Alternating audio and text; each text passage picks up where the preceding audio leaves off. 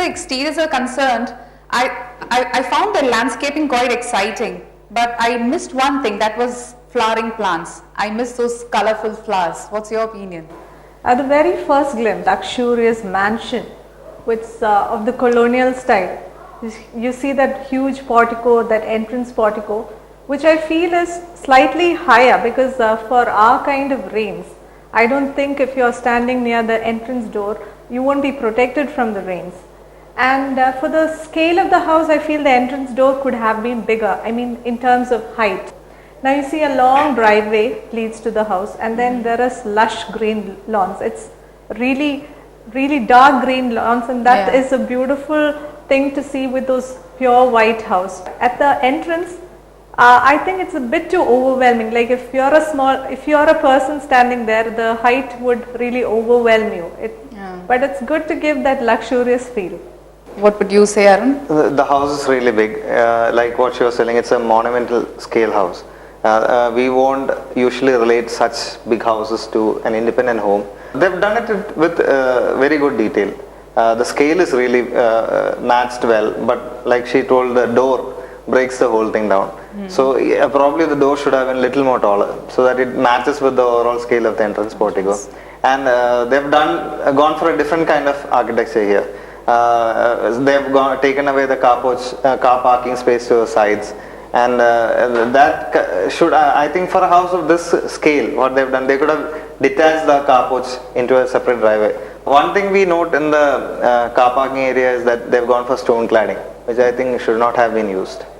Because the whole thing should have been white. I don't think there is a need for a flowering plant in this kind of context. So while the exteriors kind of complete the picture, let's see what you have to say about the interiors. We'll start with you, Arun. Interiors stand out completely different.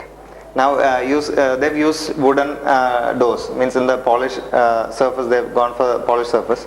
But when you enter inside, the color changes into dark, basically rosewood colors.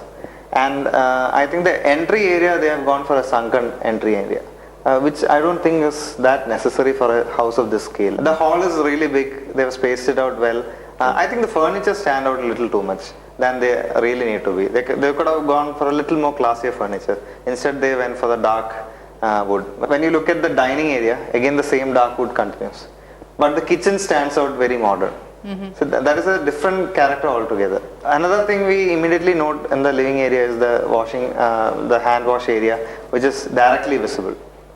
For a house of this scale, I think there should be definitely a separate space for a powder room wash or something like that. So I think some spaces should have been given more importance. For a house of this scale, they could definitely afford to give importance to those areas and treat them like that. Okay. Anna, what would you say? The living room, I think they have two separate living rooms. I have not understood why they need to have two separate living rooms. And for the scale of the room, the size of the furniture does not match. They have done extensive woodwork in teak, I think so, and they've done beautiful detailing. But that color does not match with those loose furnitures, which is of the dark tone. The dining table and the sofa and all that are of the very dark color. If you notice in the living room, the false ceiling work, they've kept it very little. So here I would have expected it to be a little more bigger. Yeah, a little more classy. That scale, they've lost touch with its scale when it comes to the interiors. The pantry is simple. They've gone for an island with a cooktop that can be viewed from the dining. It looks practical. But regarding the interiors, 7,000 square feet, I feel the bedrooms are small for such a big square footage home. I think the whole area that they've taken up in that central courtyard and the living dining, they should have given a little more spaces into the bedroom suites and all that, which would have been more useful. Yeah. Now let's discuss something about the color, the decor, the lighting. What do you have to say about it, Anna? The house looks dark inside. Like for the landscaped area, for the amount of land around the house, if they had a light well inside the house, that would have been a very interesting feature right in the center of the house.